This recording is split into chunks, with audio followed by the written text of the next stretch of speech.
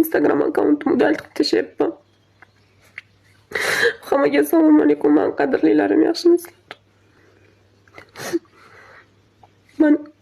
Men endi Instagramga videolar qo'ymayman. Kecha storyga qo'yganimda ko'pchilik negativlar fikrini deb bo'lyaptigan bo'lsa, ahamiyat bermang deb yozibdi. Yo'q, faqat negativlar fikri uchun emas.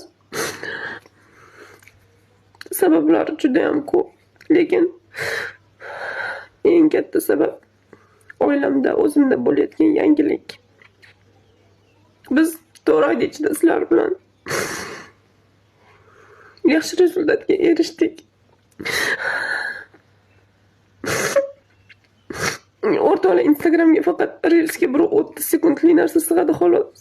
Telegram kanalimga o'tsanglar hammasini aytib beraman. Men to'xtatishni xohlamayman, lekin ilojim yo'q.